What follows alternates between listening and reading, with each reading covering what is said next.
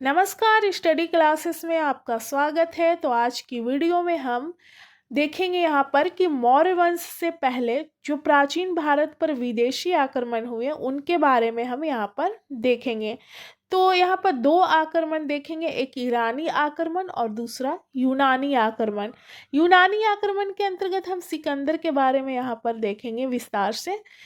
इसके पश्चात हम यहाँ पर यह देखते हैं कि मगध महाजनपद पर टोटल 7 राजवंशों ने शासन किया था, जैसे हर्यक वंश, शिशुनाग वंश, नंद वंश, मौर्य वंश, शुंग वंश, कण्व वंश और शातवाहन वंश। तो पिछले वीडियो में इनके बारे में हम देख चुके हैं। तो यहाँ पर हम आज की वीडियो के माध्यम से देखेंगे कि मौर्य वंश से पहले यानी कि नंद वंश के बाद मौर्य वंश आता है। तो मौर्य वंश से पहले जो विदेशी आक्रमण हुए उनके बारे में हम यहाँ पर देखेंगे। भारत के पूर्वी क्षेत्र में मगध जो था एक शक्तिशाली महाजनपद था। इसने अगल बगल के छोटे राजाओं को हराकर भारत के पूर्वी क्षेत्र में राजनीतिक स्थिरता ला दी थी। यानी कि यह पूर्वी क्षेत्र में एक शक्तिशाली महाजनपद के रूप में उभर कर आया था। लेकिन यहाँ पर देखते हैं कि भारत के पश्चिम क्षेत्र में छोटे छोटे राजाओं का शासन था, जो कि एक कमजोर शासक थे ये, जिस कारण यहाँ पर विदेशी आक्रमणकारियों ने पश्चिमोत्तर क्षेत्र पर ही आक्रमण किया। विदेशी आक्रमणकारियों के लिए यहाँ पर आक्रमण करना काफ़ी आसान हो गया था पश्चिमी क्षेत्र में, क्योंकि यहाँ पर छोटे छोटे राजा थे और ये कमजोर भी थे यहाँ पर। उसके बाद हम देखेंगे दो आक्रमण, ईरानी आक्रमण और यूनानी आक्रमण। तो यहाँ पर हम यह कह सकते हैं कि जो विदेशी आक्रमण हुए पश्चिम क्षेत्र में ही हुए। इसका मुख्य कारण था कि ये लोग छोटे छोटे राजा थे, बटे हुए थे और ये कमजोर भी थे। अब हम देखेंगे ईरानी आक्रमण के बारे में। भारत पर प्रथम विदेशी आक्रमण ईरान के हखमनी वंश के द्वारा किया गया। हखमनी वंश का संस्थापक साइरस द्वितीय था। इसे हखमनी वंश का संस्थापक माना जाता है। साइरस द्वितीय ने भारत पर पहली बार आक्रमण किया, परंतु वह असफल हो जाता है। तो यहाँ पर हम कह सकते हैं कि साइरस द्वितीय जो थे वो भारत पर पहली बार आक्रमण किए, लेकिन ये असफल रहे।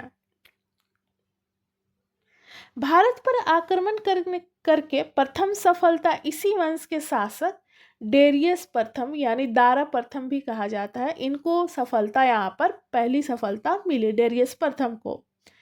डेरियस प्रथम ने सबसे पहले 516 ईसा पूर्व में गांधार और कंबोज को हराकर अपने साम्राज्य में मिला लिया।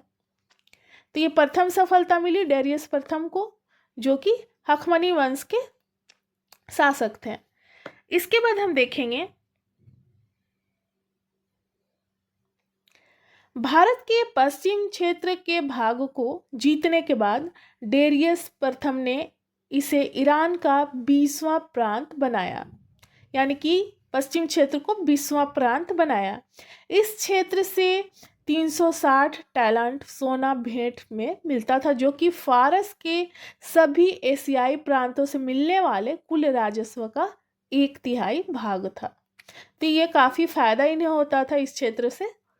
इसके बाद हम देखेंगे कि इस वंश के अंतिम शासक डेरियस तृतीय को सिकंदर ने पराजित कर दिया, यानी कि यहाँ पर यूनानी का आक्रमण होना शुरू हो गया और पराजित कर दिया और हखमनी वंश का भारत से अंत कर दिया गया। और फिर इसके बाद यूनानी आक्रमण यही देखने को मिलता है। यहाँ पर देखेंगे ईरानी आक्रमण का प्रभाव क्या हुआ। तो भारत और ईरान का संपर्क 200 सालों तक बना रहा। जो ईरानी आक्रमण हुआ था तो संपर्क 200 सालों तक बना रहा और ईरानी आक्रमण के फलस्वरूप व्यापार को यहाँ पर काफ़ी बढ़ावा मिला। अब हम देखेंगे यूनानी आक्रमण। दूसरा जो था हमारा यूनानी आक्रमण था। तो इसमें सिकंदर के बारे में हम देखेंगे। यूनान के राजा फिलिप का पुत्र सिकंदर था। यह फिलिप का पुत्र था और सिकंदर का मूल नाम जो था अलेक्जेंडर था। इसका जन्म मेसिडोनिया में 356 ईसा पूर्व में हुआ था। इसके बाद हम देखते हैं कि पिता की मृत्यु के पश्चात लगभग 20 वर्ष की अवस्था में ही सिकंदर ने अपनी राजगद्दी को संभाला। इनके गुरु का नाम था अरस्तु और एक प्रिय पत्नी थी जिसका नाम था रोक्साना, और इनका एक लोकप्रिय घोड़ा था जिसका नाम था बुसेफेलस। उसके बाद हम देखेंगे कि सिकंदर ने जब भारत के पश्चिम उत्तर से आक्रमण शुरू किया तो सबसे पहले तक्षशिला के राजा आम्भिक ने सिकंदर की अधीनता स्वीकार कर ली। ये तक्षशिला के जो राजा आम्भिक थे वो काफ़ी डरपोक राजा थे, जिस कारण ये सिकंदर की अधीनता को स्वीकार कर लेते हैं। इसके बाद सिकंदर ने पंजाब के राजा पोरस पर आक्रमण किया, जो कि झेलम तथा चिनाब के बीच का मध्यवर्ती क्षेत्र आता था। इस युद्ध को, यह सिकंदर और पोरस के बीच यहाँ पर युद्ध होता है, इस युद्ध को झेलम यानी वितस्ता या हाइडेस्पीच का युद्ध कहा जाता है। इसके बाद हम देखते हैं कि राजा पोरस ने सिकंदर के अपने राज्य पर आक्रमण करने पर उसका कड़ा प्रतिरोध किया। इसके बाद हम यहाँ पर देखते हैं कि महत्वपूर्ण पॉइंट जो है, इसके बाद सिकंदर पोरस की बहादुरी से अत्यधिक प्रभावित हो जाता है और साथ ही यह क्या करता है कि उसका राज्य जो था वो वापस कर देता है सिकंदर।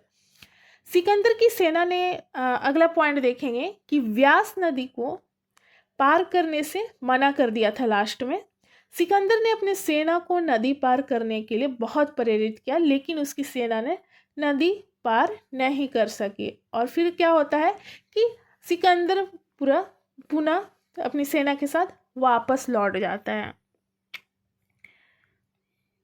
सिकंदर का सेनापति के बारे में हम देखेंगे। थल सेनापति जो थे वो सेल्यूकस निकेटर थे और जल सेनापति जो थे वो निर्याकस थे।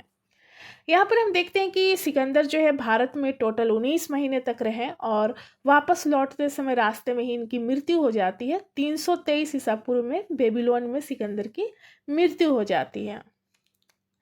अब इसके बाद हम देखेंगे सफलता के कारण क्या थे, सिकंदर की सफलता के कारण, जिसमें हम पहला पॉइंट देखेंगे कि भारत में किसी एक सत्ता के केंद्रीकरण का अभाव था, जो कि सिकंदर के सफलता का मुख्य कारण रहा। यानी कि भारत के जो शासक थे इनमें केंद्रीयकरण का अभाव था, ये काफ़ी बिखरे हुए थे यहाँ के शासक। उसके बाद अगला पॉइंट देखेंगे, सिकंदर की सेना जो थी काफ़ी शक्तिशाली थी और उसकी सेना में तेज तरार घोड़े की भरमार थी, मतलब अच्छे किस्म के घोड़े को शामिल किया गया था। इसके साथ ही आम्भिक जैसे देशद्रोही का सहयोग भी इसकी सफलता का कारण था। यानी कि आम्भिक जो था, आम्भिक राजा, वो काफ़ी डरपोक था, जो कि तक्षशिला के राजा था और ये सिकंदर की अधीनता इसने स्वीकार कर ली थी।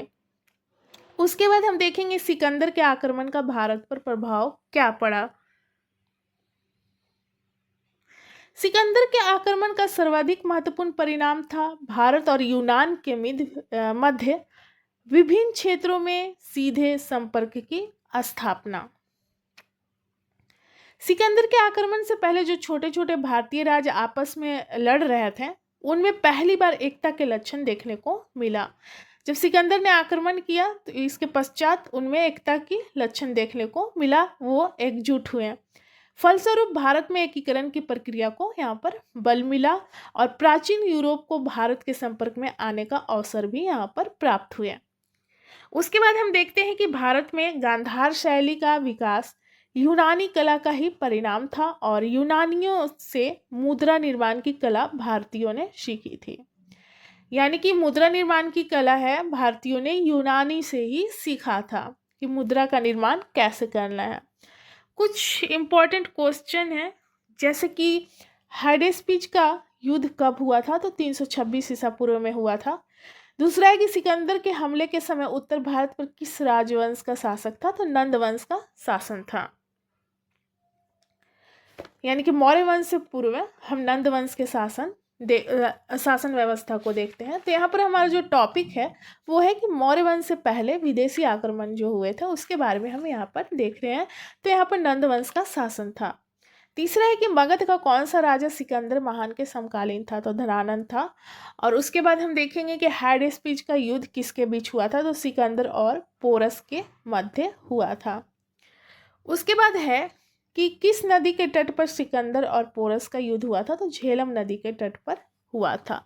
तो इस प्रकार हम यहाँ पर देखें कि मौर्य वंश से पहले दो आक्रमण हुए, एक ईरानी आक्रमण और दूसरा यूनानी आक्रमण। यूनानी आक्रमण के अंतर्गत हम सिकंदर के बारे में देखें और ईरानी आक्रमण के अंतर्गत हम डेरियस प्रथम के बारे में देखें। तो यहाँ पर हमारा वीडियो जो है समाप्त होता है। मिलते हैं अगले वीडियो में। अगले वीडियो में हमारा जो टॉपिक रहेगा वो है मौर्योत्तर काल में जो विदेशी आक्रमण हुए, जैसे कि यूनानी, शक, पल्लव और कुषाण, उनके बारे में हम अगले वीडियो में देखेंगे। तो यहाँ पर हमारा वीडियो समाप्त होता है। मिलते हैं अगले वीडियो में। धन्यवाद।